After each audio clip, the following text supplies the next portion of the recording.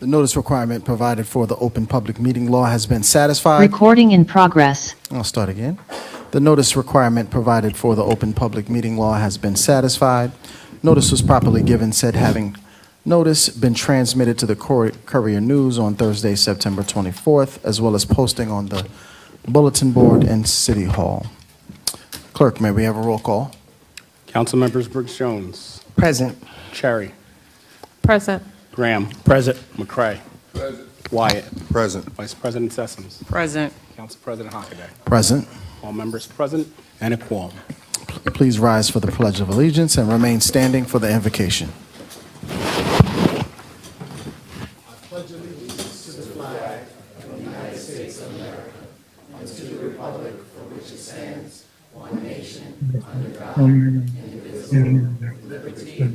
And justice for all.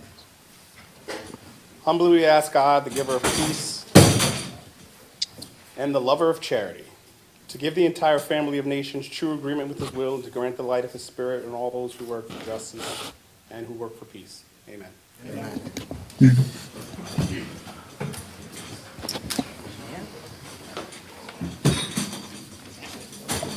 Tear it up.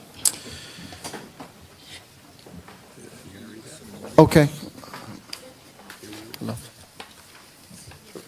We are going to commence this meeting with executive session. Madam Deputy, please read the executive Executive session resolution, whereas the Open Public Meetings Act authorizes the public body to exclude the public from the portion at a meeting which specified topics will clearly endanger the public interest, or where the personal, privacy, or guaranteed rights of individuals whose activities or affairs are to be discussed would be clearly in danger of unwarranted invasion. And whereas the matters about to be presented for discussion clearly meet the circumstances test of such act. Now therefore be resolved that the Municipal Council of the City of Plainfield and the County of Union now adjourns its public session to reconvene in executive session for the purpose of discussing the following: pending anticipated litigation and contract negotiations. Be it further resolved that the discussion in executive session will be disclosed in the minutes to be released at the next regular city council meeting, provided that consideration of the subject matter has been closed, or that where such matters adversely affect the rights of prospective, current, or past public officers or personnel of the city of Plainfield, such individuals have in writing requested the disclosure of such discussion at a public meeting, and provided such public disclosure would no longer clearly the public interest. Be it further resolved that the public is now hereby excluded from this portion of the executive session. May I have a motion to go into closed session? So moved. Second. Clerk, roll call. Roll call go into executive session. Council members Briggs Jones. Yes. Cherry. Yes. Graham. Yes. McCray. Yes. Wyatt. Yes. Vice President Sessoms. Council President Hockaday. Yes. Now in executive session. Okay. Thank you.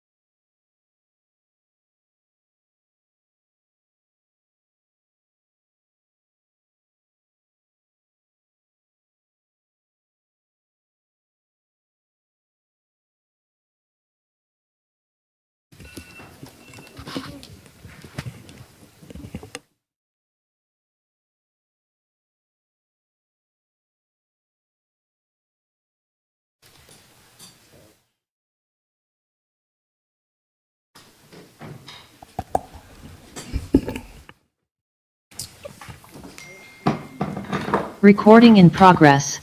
Okay, we will resume business for the evening, beginning first with public comment limited to resolutions and ordinances being considered this evening. A total of 30 minutes has been allocated. The floor is now open.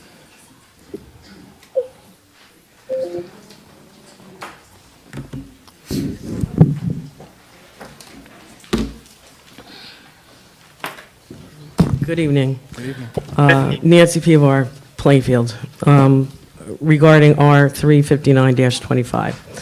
First, I want to be clear that I'm here before you tonight as a citizen and not connected to any organization or group, just as a representative of my family. Unfortunately, you are in a difficult situation with no easy choices. It is admirable and charitable on the part of a developer and the city to enter into a community benefit that would financially benefit the health center. However, this resolution is a bit alarming to me because of the precedent it might set and because the health center was formerly in bankruptcy for 5 years. It took a lot for the federal judge and the trustee to get the health center out of bankruptcy. I have a lot of questions, but I'll go to the bottom. Are there any other options available to sustain the federally qualified health center? One other option besides asking a private entity, redeveloper, to assist the health center, why not ask JFK or Hackensack Meridian Health to assist the health center like Muhlenberg used to do? JFK and Hackensack absorbed all of Muhlenberg's assets, with which the donors of those funds did not intend. There were 2 court hearings to repurpose some of the Muhlenberg restricted funds. In 2017, a court transcript, Mr. Michello said, quote, "The city of Plainfield was noticed as a party of interest here. The city has no objection to the modification of the trust so long as the funds remain at the nursing school and the city of Plainfield. The city should ask JFK and Hackensack Meridian to provide an accounting certification that all the repurposed trusts and endowments remain in the city of Plainfield and at the nursing school, and provide an accounting of all the other non-repurposed Muhlenberg trusts and endowments. I know there are at least 2 trusts that were not repurposed, and those trusts could be used to help the health center, as the original donors intended, as long as a court so ordered. One of those trusts has provided over an average of $80,000 each year for the past 5 years to the Muhlenberg Foundation.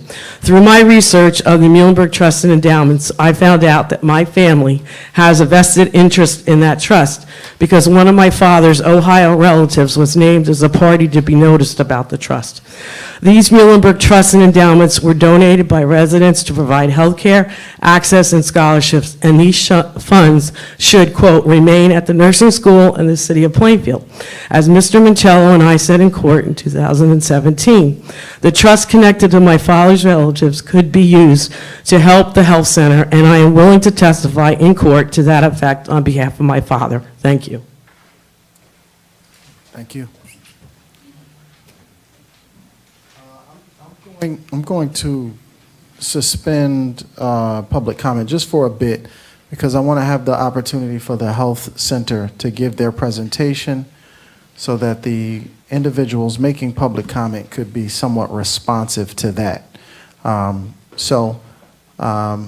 Let's handle that order of business. So you can go forward with your presentation, and then we will reopen public comment for all who want to maybe chime in on what's presented.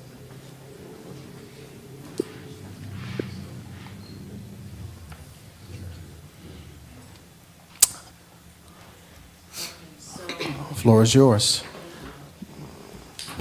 As was mentioned, the health center did exit bankruptcy in 2020 and had projections for the payment and repayment for bankruptcy debt. And consequently, in May of 2020, of exiting bankruptcy, went into a pandemic, which caused the health center immediately pivoted services and pivot the organization to address the immediate needs of the community. And we did that for several years, staying open, providing services, getting vaccines, doing tests, and being an integral part of the organization. Much like other healthcare entities that are finding themselves stressed coming out of the pandemic, neighborhood health, if everybody else had a cold, we had the flu because of the extra debt that needed to be addressed. So we did look into doing a recovery plan, and we are in the process of doing this recovery plan to make sure that neighborhood stays in this community, providing the much-needed services, recognizing that there would be a huge gap in care if we were to not be here. And so with that, we have been reorganizing our staff. We contracted the organization down to reduce expenses.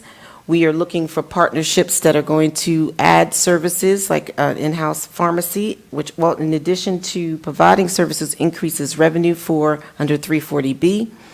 We have, I as the CEO has been working for strategic partnerships that are going to drive more patients and services into this organization. We have switched EMRs for improved patient flow. We executed a comprehensive plan to reorganize the outstanding vendor accounts. We onboarded a new revenue cycle management company to improve patient service revenue collections. And again, reduce salary expenses to be in line with our grant revenue, so that would also stabilize payroll obligations. We have looked into and applied for emergency response credits, which the health center is looking to apply that to also help stabilize it, and also looking to do a sale of the undeveloped land.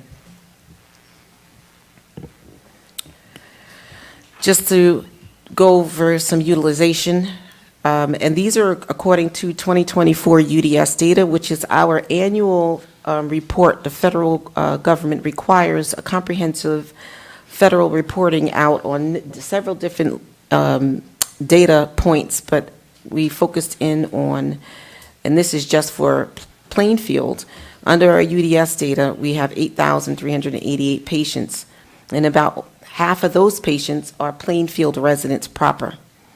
And of that, you can see the breakdown, significant amount are uninsured or on Medicaid. We contracted the organization, so we currently have now 56 employees, and 10 of those employees are residents of the Plainfield area. Just wanted to review the services that the health center offers that are critical for the health of this community, and this is provided with integrated care. So I will give you, comprehensive from birth to geriatrics. In addition, we have Ryan White Services that services the HIV population. We have a perinatal agreement with JFK Kennedy Hospital where they have OBs on site to handle our high-risk OB/GYN patients. And we are part of the new New Jersey sickle cell pilot program, which is one of a kind. And we are one of those 5 sites throughout New Jersey that are in the process of rolling out sickle cell services. We also opened up a comprehensive ultrasound, on-site ultrasound services, and are soon to be opening up a 3D mammography or mammogram services as well. We work closely with Plainfield, as we have done for years. We are in the Department of Health, where we have the immunization program there. We are partnered with the Board of Education as the school physician. We were approved to be a WIC site, and we are also an approved Community Food Bank of New Jersey site. We have distribute food to up to 400 to 500 people at every 4th Tuesday of the month. And in addition to that, we are part of another food bank program with Costco and Aldo's, where they also donate food, and we've been giving a van with freezer and refrigerator where we pick up those foods, and we offer those to the patients at least 2 to 3 times a week on site as well.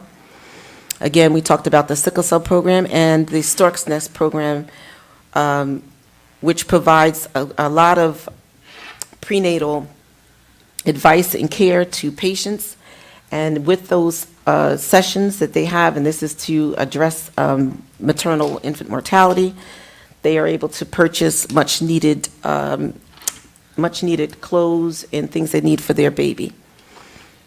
This is just a general overview of the sickle cell program. And again, it's designed to fill a gap in care because there are 23 pediatric sickle cell programs in the state. There's only 1 adult. So there was a lot of work to create this sickle cell pilot program to link patients who come out of pediatrics into adult, and also to link them to services with the hospital. And again, looking to get a on-site infusion center so that patients do not have to sit in the hospital for hours. This is an overview again of the Stork's Nest program. And that's it.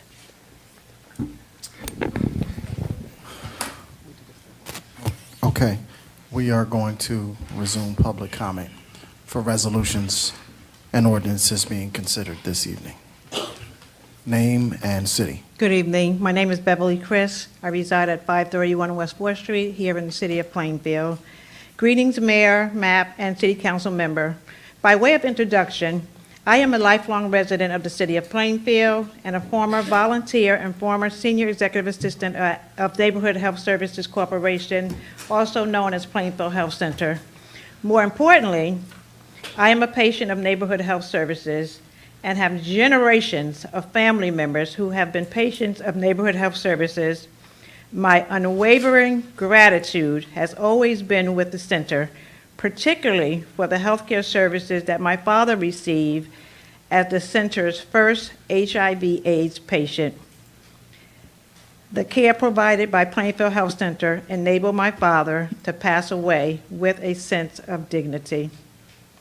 This evening, I stand before you with dire concern regarding the condition of the facility and services, as well as the current financial status of the center.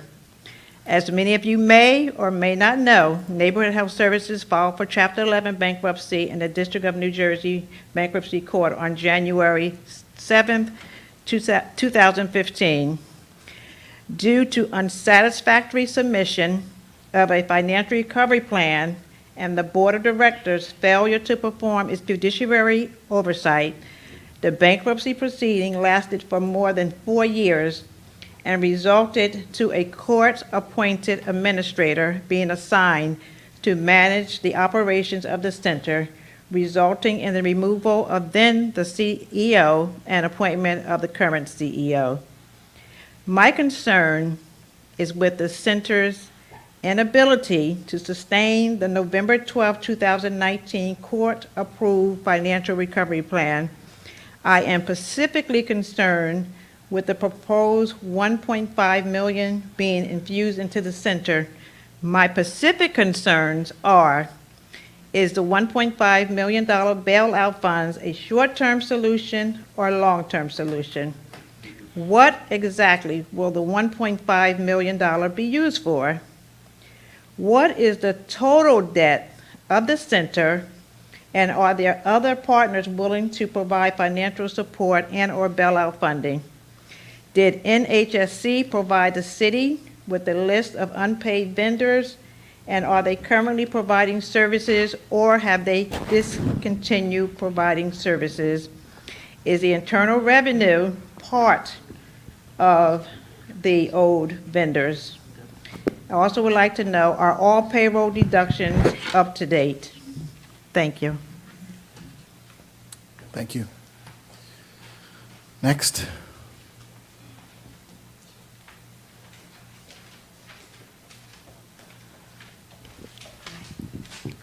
Good evening. Good evening, everyone.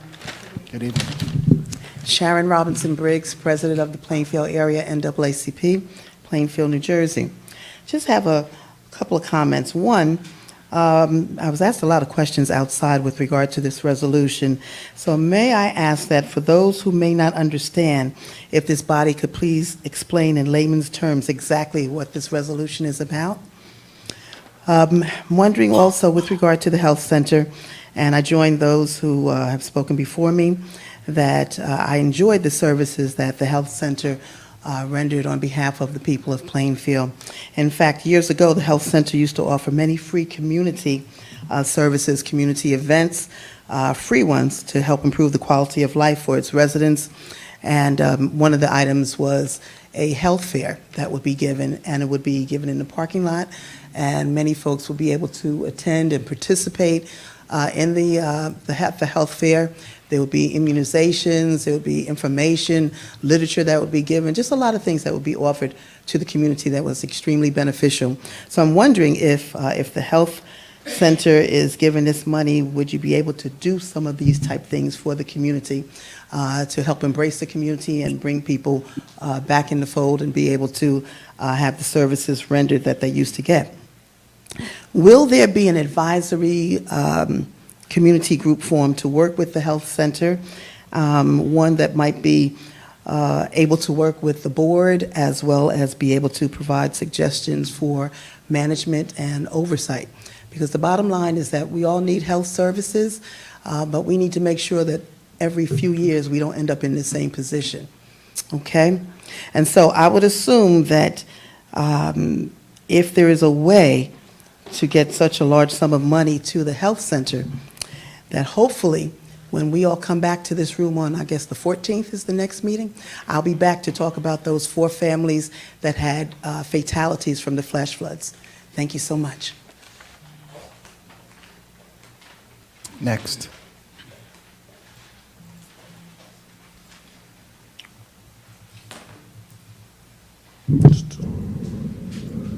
Good evening, Council President. Good evening, Mayor. Council President, Mayor, City Clerk. Sometimes it's largely a thankless job, and I thank you all for the jobs that you do. Name and city for the record. I will be remaining anonymous tonight. And my first question is there a time clock so I know what my time limit? Is there a time clock? There's a timer, but not a clock. So I don't, how much time do we have? 3 minutes? 3 minutes. Okay, that's an issue. Because it'd be really simple to just put a clock up so the public could have an idea of We can make an their- announcement when there's a minute left, but The other question is there a public portion at the end of this meeting to speak on items not on the agenda? No. This is a special meeting. That's for regular meetings. Where's the borough attorney at? You are aware that every municipality in New Jersey has to set aside a portion for the public to speak on items not on the agenda, even if it's at a special meeting. You are aware of that, correct? Sir, what resolution are you speaking about? This here is... I'm against the resolution for all these things that I'm mentioning, because there's some housekeeping issues. So for the things that I just mentioned, each and every one of them, I'm against the resolution because we don't have a public portion set aside that New Jersey legally requires for items not on the agenda, regardless of a special meeting. It doesn't give you special privileges to restrict the public from engaging with local government, engagement at these meetings. So therefore, I'm against the resolution. I'm against the resolution because we don't have a clock facing the public You for have 1 proper minute. clarity. You have 1 minute, sir. I'm against the resolution because I'm being interrupted, so you can tell me what the time is. You asked that you be notified when the time. I didn't. Okay. I did not. Okay. I'm against the resolution because we're withholding the amount of time that I could, I'm looking for clarity here. I don't just come as a member of the public. I come as the founder of an organization called the Neutralization of Council Meeting Conduct. That's NCMC. And there's a lot of things happening all over New Jersey, a lot of non-compliant issues and stuff. And I've seen nothing but just disastrous things since the second I got here. Nice individuals, very nice people so far. I've seen that, and I do appreciate Council that. President, if I could just object, we're here speaking about. It's my public speaking time. Please do not cut ordinances. me off. You cannot object. It is my public speaking time. I'm This is speaking- part of the issue that I'm talking about. The speaking city to the clerk presiding- cannot cut me off during I'm my speaking to the public presiding comment time. officer. We're- Mr. Attorney, can you please This is- step in and this tell the is limited city to clerk? resolutions I'm and- against the resolution for this reason. You're withholding the clock and interrupting me. I'm speaking to the council president. You cannot during my time. This speaking- is my 3 minutes. Is it Speaking 3 to the minutes presiding even? officer. Because I still didn't get that answer. It's 3 minutes. It's Please 3 don't minutes. interrupt me, because I wouldn't interrupt you, and I would not disrupt the meeting, so I could inappropriately speak during a portion of time that is not, Speaker's time does is not up. allow me to speak. Speaker's time is up, Thank you, Council sir. President. Unfortunately, we're going to have to come back now. I really hate to do this, but, I mean, I just wanted to come here, make a couple statements. I don't appreciate being interrupted. I don't appreciate any clarification as I asked about the... Okay. Well, thank you. I don't know what else to say other than this was a disappointment.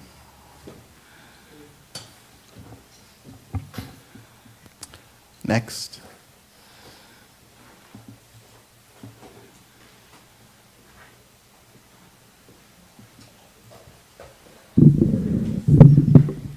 Good evening. My name is Regina Harley. I'm here on behalf of the Plainfield area local NAACP second vice president, and also I'm on the advisory board for the Garden State Leaders.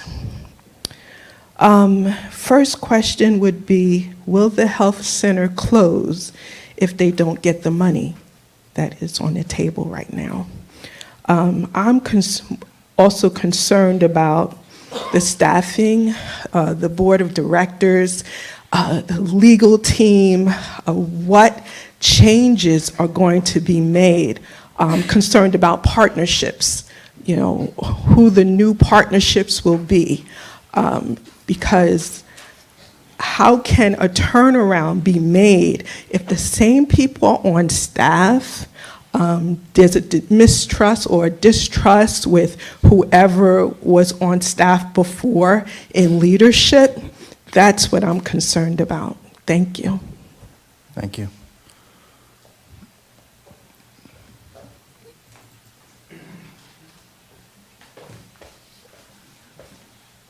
Hello. Can I make comments about the Waynewood Park building? Is that being considered this evening? I think it is, isn't it? Okay. Yeah. My name is James Scruggs. I live on Lafayette Place in Plainfield. Longtime resident here in Plainfield. From what I understand, there's going to be a several hundred unit apartment building going up in Waynewood Park or around there. And I also understand that there's 0.8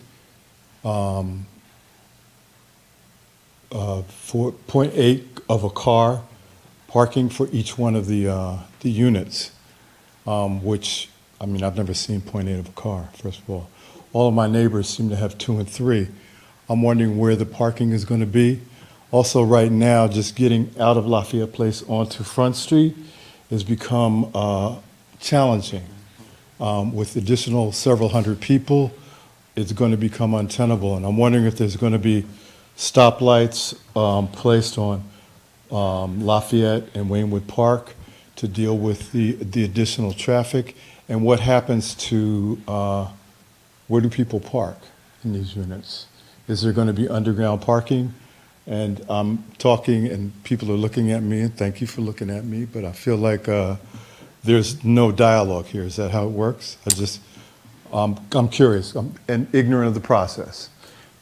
Your time for public comment is your time, and Okay. your questions will be answered afterwards so as not to impede on your time. Okay, well, thank you very much. You're welcome. So yeah, that's my concern.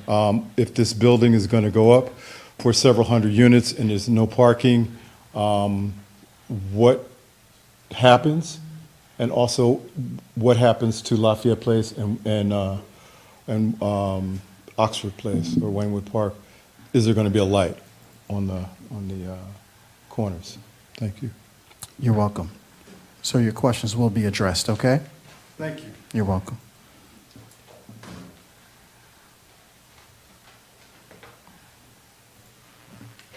You came up already? No, just once.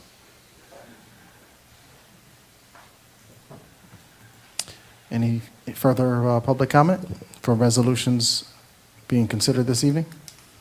Okay, a motion to close public comment. So moved. All in favor, say aye. Aye.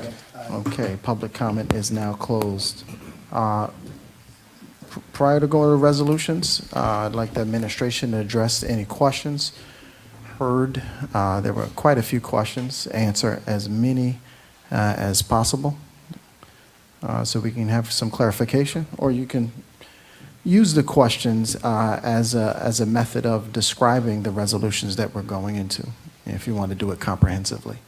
Because I know that many of the questions that the community has are those that the council also has, and the administration, from what I understand, is prepared to answer. So go right ahead, floor is yours. Okay. What is being presented tonight is a resolution to authorize the advancement of a redevelopment agreement. That redevelopment agreement is related to a property that we call 611 West Front Street for short. It does involve a lot that's on the Waywood Park location as well. This was a project that was originally presented to the council and approved in a redevelopment agreement as well as a financial agreement. That project was for a total of 501 units, residential units, and approximately 6,600 square feet of commercial retail space. Originally, the total number of parking spaces were just over 700 total spaces. These parking spaces were never intended to be 0.8. It was above and beyond because the original owner wanted to ensure that the parking was more than sufficient. What's being presented tonight in terms of the advancement of the redevelopment agreement is that the original developer, which is SWE Development, they are now looking to transfer or sell the development to a new buyer. That is BH611 that's located in the resolution. A part of transferring this resolution is that there's an opportunity to negotiate not only the terms of the redevelopment agreement again, including the community benefit agreement. Originally, the community benefit agreement was for $500,000. What we're considering now as a way to support the cash infusion needed by the neighborhood health center is a partial increase of this amount and a partial expedited payment. The total increase that we have gone from $500,000 to $3.75 million. This increase of $3.75 million will include an expedited payment of $1.5 million. $1.3 million of that $1.5 million is intended to support the financial needs of the neighborhood health center. We have the opportunity to look at, when we're looking at our community benefit, one of the 6 categories is supporting health and wellness. So that $1.3 million would go to support the health and wellness, and additional $200,000 would go to the city in terms of an immediate payment. That leaves $2.25 million for future payments. That $2.5 million for a future payment would be used to support a community shuttle for the entire city boundary. The reason why we arrived at the $3.75 million was a part of the discussion looking with the new developer, which is BH611, is that there was a request to revisit the financial agreement, which is the ordinance that's on for tonight. I would like to place on the records in terms of ordinance MC 2025-38. We are not going to be considering that for council approval tonight. The administration will present it at a later date. But the reason why I am explaining about the financial agreement is that there's also opportunity to look at that as well. We arrived at the 3.75 number because we did a financial analysis of what there could be a change in terms of waiting for a payment over time versus a decreased amount for the pilot or the annual surcharge.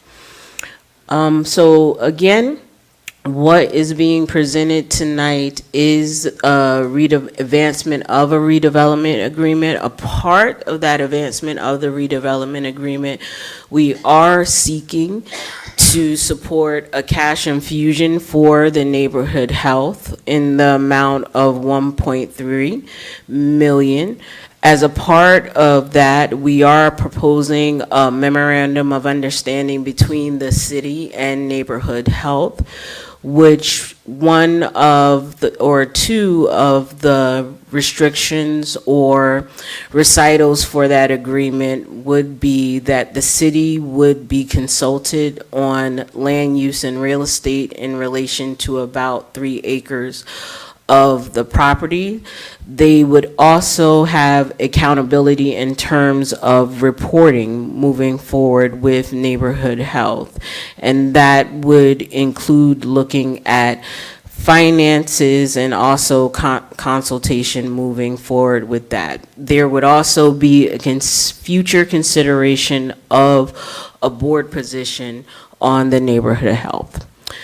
The second memorandum of understanding is related to the new developer. So as I said, we have a new developer that's coming in to purchase the property.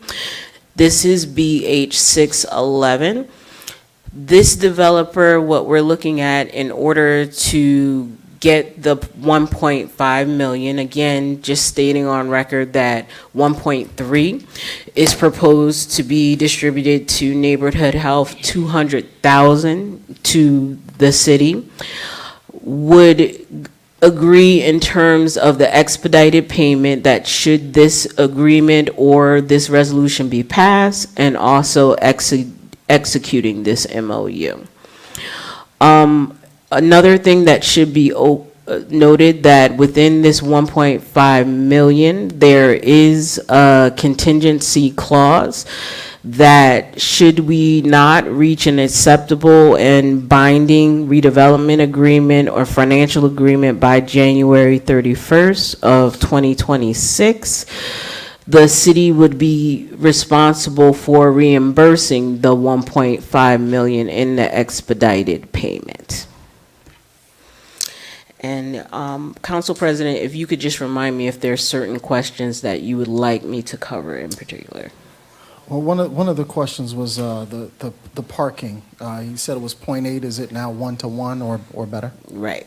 So right now, the parking is definitely better than 1-to-1. There are a total of 501 units. There are a total of 548 parking spaces proposed now. Okay. Can you also discuss the commercial component of this development? Right. Originally, the project was proposed to have a little over 6,000 square feet of commercial retail. The proposal is to move to 20,000 square feet of commercial with the intent to move forward with a grocer. Okay. Any questions from council members? Yes, Council President. Yes, Councilman Wyatt? Yes, I thought Dr. Powell's presentation had a little more teeth to it. So it was asked in executive session, and some of the community members asked the question as well, would the 1.3 million sustain the health center? So Doctor, if it's okay, Dr. Powell, could you speak to how this infusion of cash would help and how long it would sustain the health center? So this cash infusion is part of a comprehensive financial recovery plan. So in and of itself, it's not designed to just sustain the health center. There's multi-prong approach that we are moving towards, which includes some other tax credits that we are getting federally, in addition to sale of the land, in addition to restructuring our debt and handling the bankruptcy debt as well. Council President, also, it was brought to our attention that if the council does not approve this tonight, that the doors would close tomorrow, correct? The health center would need to close. Yes, okay. And lastly, we do realize that you operate in Elizabeth as well. So will you scale back in Elizabeth, and is Elizabeth going to add to this, or are they going to contribute to this at all? Not at this time. I am still looking for other partnerships and have been in the process of doing that as well. Okay, so the 1.3 million from the city of Plainfield will cover the location here in Plainfield and Elizabeth as well. Yes. Okay. Other questions from council colleagues? Yes, please, Councilwoman Sherry. So I did see there was roughly 8,500 individuals served through the health center. What's the breakdown between Elizabeth and Plainfield? So there are about 4,500 patients that are Plainfield, and there's another 1,017 that's surrounding Plainfield, and the balance is Elizabeth. So the majority of the patients are here in Plainfield and the surrounding North Plainfield, Piscataway, that area, and it's about another 1,000 for Elizabeth. Let me give you the exact. What is your plan B if this is not funded? And especially for our most vulnerable population, our OB and our also infectious disease. So I am in conversations with Hackensack Meridian Hospital, Trinitas Hospital, with HRSA, which is the governing body of federally qualified health centers, to either find another FQHC that would come in, or in the immediate time, like for our OB patients, that JFK is, we're already partnering with, but they would see those patients at the hospital, and as well as to Trinitas Hospital. And then there would be provided a list of providers that are in the area that the patients can have a choice from, but I wanted to make sure that all those critical patients would be cared for. And then HRSA would also, for the Ryan White program, they're identifying a sister program that's close enough to take over those patients as well. Have you approached the city of Elizabeth for any funding? I have not. I have approached both hospital systems, both Hackensack Meridian and Robert Wood Johnson Hospital, for funding. So at this time, the only confirmed plan or opportunity on the table is this 1.3 million? And there's another 1.3 million that Robert Wood Johnson has been in communication with me about. So if funded, how much of this would the 1.5 million, Well, 1.3. 1.3 million, Yeah. and then the 200 would go back to the city? How much would that, how far would that take you? So it's because it's not the only funding, it's not where we're just getting this payment and say that this is going to last 3 months. There is a pro forma with projections for how this is being applied to reorganize debt, and with a combination with other money that is coming in to pay down that debt, so that when we operate, we are not underwater with the bankruptcy obligation. Thank you. Dr. Powell? Couple questions. So if we were to parse out Elizabeth, what does that look like in terms of us only sustaining the Plainfield location? Because if I heard you correctly, our 1.3, we would then be supporting another municipality. Well, we service all of Union County, so I don't I'm responsible for all of Union County, really, and so these patients they can come to the Plainfield location or be from around this area, or they could go to the other site. Sometimes the Plainfield residents will visit the Elizabeth site as well, so it's not so separated like that because it's one healthcare system. So there are times if the patients need to be seen over in Elizabeth, they can go over there from the Plainfield location as well. So I've given you a breakdown of where the patients are located, but they utilize the entire system. Well, thank you for that, because, and I'm assuming that you have data that can support that the Plainfield residents also go to the Elizabeth site. So thank you for that. That is new information for me this evening. Can we talk about fiscal management and fiscal accountability and who's on the team at the center? You have a CFO. Can you talk about, who are your fiscal leaders that are advising you as the CEO and president, who's running the day-to-day operations? Like, who is advising you on, the fiscal management of the center?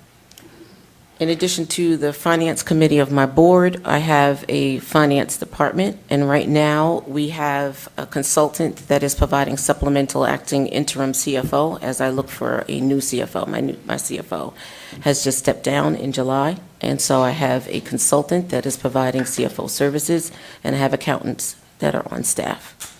And are you satisfied with the fiscal advice that you're receiving from your financial leadership team? Well, I would prefer to have a new permanent team. So, you even for finance or operations, you can have staff that come, and then if they resign, you have to look and search for a replacement for them. So I am happy with the projections and the work that is being done by the consultant, and this is also being presented with the board and the finance committee of the board as well. Have any of your top paid staff taking any salary cuts given the emergency situation that we are in? And I believe in paying people well. I believe that people should be compensated for their years of education and their experience. But in looking at the data, we have people who are making a significant amount of money on the payroll. And so oftentimes there are sacrifices that have to be made. So I'm wondering, have any of them taken any salary cuts, and is that a part of the plan? Yes and yes. Okay, good to hear. That's it right now, Council President, but I may have some more questions. Thank you. Any other council member? I remembered my question, yes, I'm Council going to, President. I'm sorry, Councilwoman, I just remembered my question. So, as you are asking us to consider this, there have been some feedbacks and suggestions in terms of oversight moving forward. Would you all be in objection to there being board representation by members of this administration on your board? There's no objection. Okay, more than one seat or just one? I would talk to my board, but we're open to that, having that representation. And it was raised earlier about community involvement and input. Could you speak to if there is a community advisory board, and what does that look like? And if not, would that be something that you would be open to moving forward if we were to support you? Yes, so there's a community advisory board right now currently for Ryan White, and I am working with a consultant to develop a general advisory board. Okay, thank you.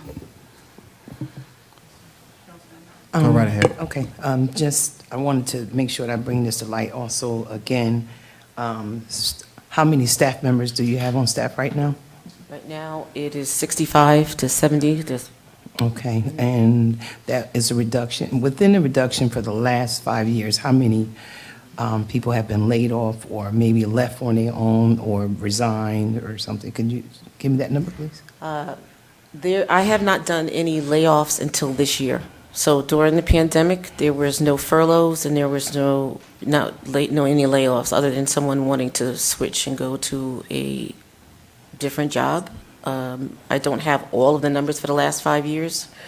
So we had 2 rounds of layoffs. We had one in about March, April-ish, May, and then we had another one in July. And so we had 2 rounds of layoffs and then some resignations that are happening. But that's all recent.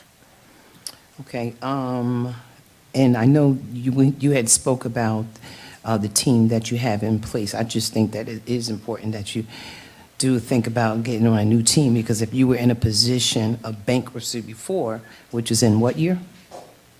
2015 to 2020. Okay, and then what happened in 2019, I think it was? Was it, I know you said 2015, there was bankrupt, right? They went into bankruptcy in 2015. We came out May of 2020. Okay, and from that time, what has changed, especially when we're now in a different space? So what has changed? What happened? Was it more services? Was it more people? What has happened from that time until now, 2025? The COVID pandemic was a huge impact on the projections that were originally charted out for the bankruptcy plan. So the bankruptcy plan, we had to support operations moving forward, plus the bankruptcy debt that needed to be paid quarterly. And because of the pandemic, they made a major hit to patients that are coming to the health center, so the health center is not functioning at 100%. And so it did have a significant impact on the projections that we originally were relying on for the bankruptcy plan. Okay. Okay, and I know we spoke about if this doesn't happen, that the center will close immediately, and then, of course, a plan will be in place to notify those patients, right? Yes. And if that does happen, you want to also make sure that you service the Spanish community too, and make sure it's in a different language, whether Yes. you're going to stay open or not. Councilwoman Sherry? So going back to what Council Vice President, she asked a question about Elizabeth. Now, being that, the city of Plainfield and the council is looking to infuse this 1.3, and there are no other municipalities that are coming to the aid, you're still looking to keep Elizabeth open? Yes, for now, yes. Because again, it's utilized by both, especially pregnant patients, dental, depends on, we may have staff over in Elizabeth, or they may be here, so the patients do go to both sites. So they're not completely functioning as two separate, isolated practices. So what percentage of our Plainfield residents go to Elizabeth? I don't have that number, I don't have the percentage off the top of my head.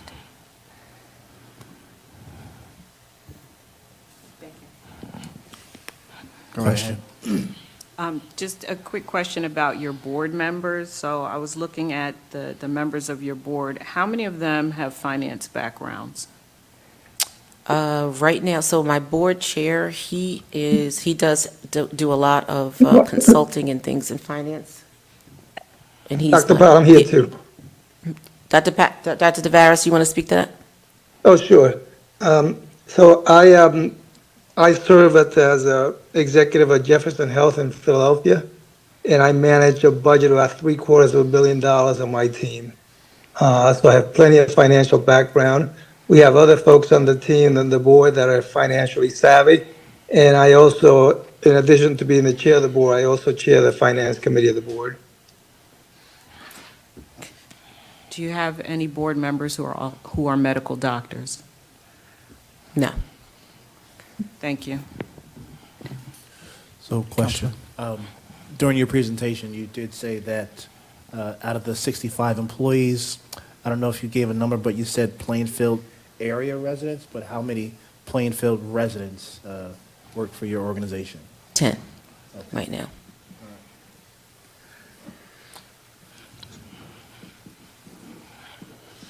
Council President? Yes, please. Go right ahead. All right, so this is for the governing body and the administration.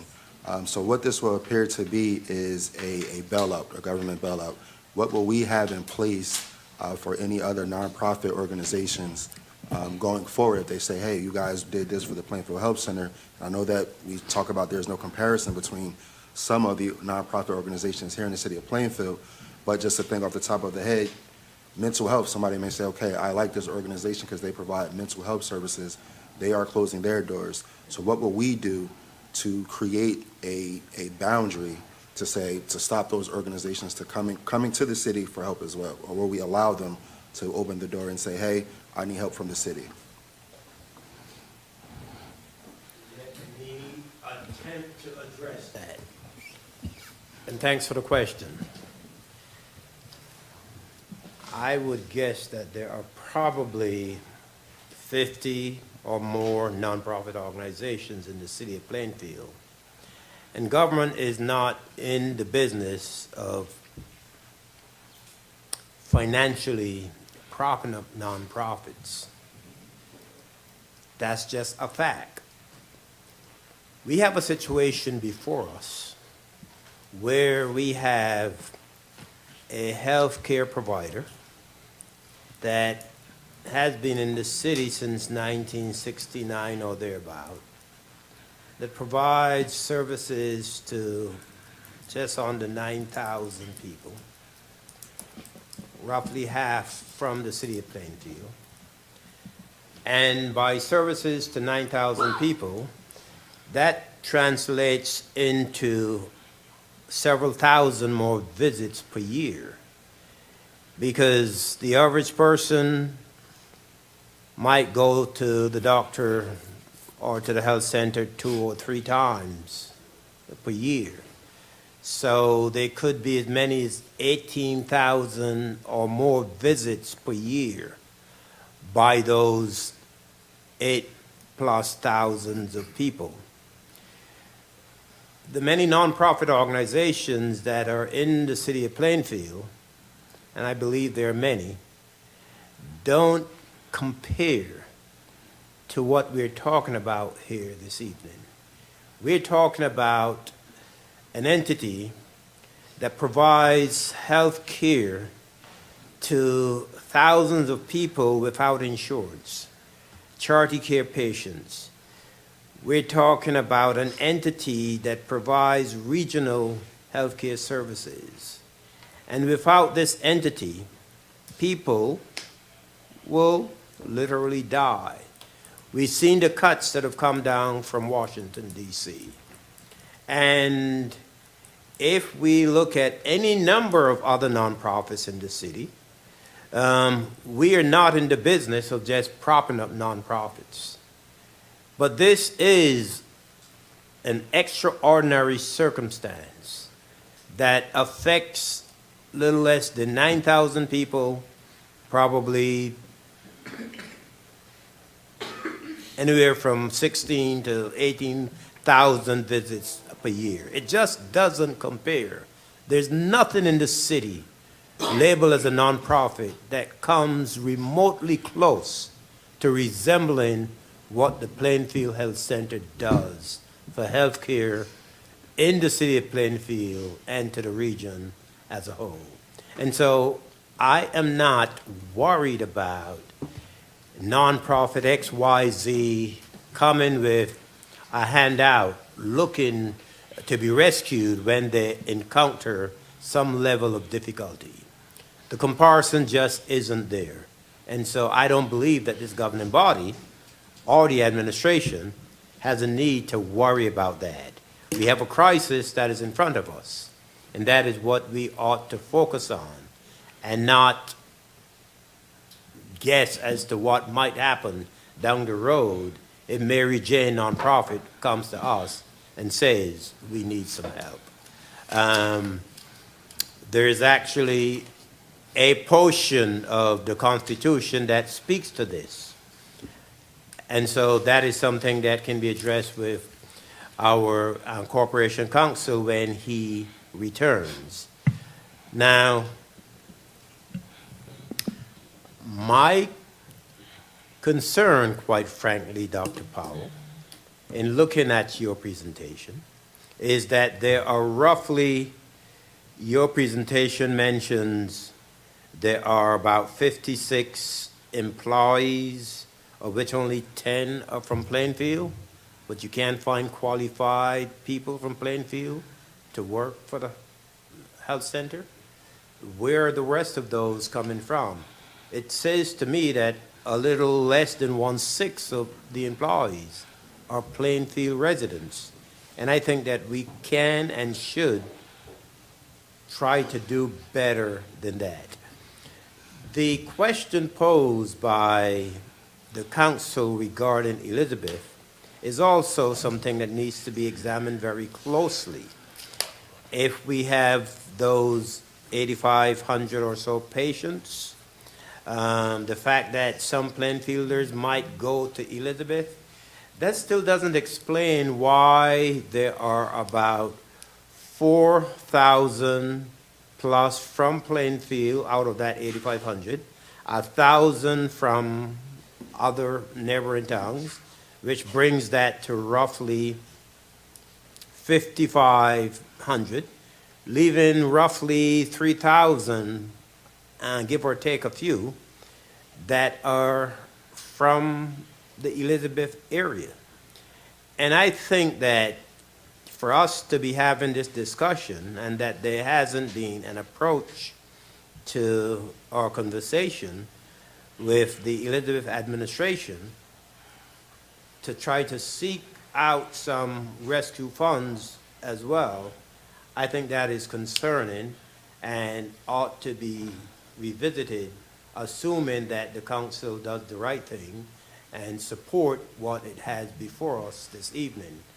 Because I don't think that we, as elected members of this city, ought to allow the health center to close its doors tomorrow and remove health care from thousands and thousands of people.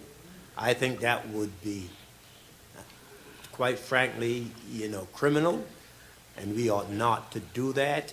And I use that word, very, very carefully. I say that because people will die, and I don't want to see that. I don't think any of us want to see that. This is not the perfect solution. I wish we were in a better place. But it suggests to me that there's a lot of work that needs to be done by the health center. And those guardrails that we talked about previously, they have to be put in place because the bleeding has to stop. And we have got to do a better job of protecting an entity that is so badly needed in this city. And without it, I don't know where the city would be, the thousands of people who rely on the health center. And that's all I have to say.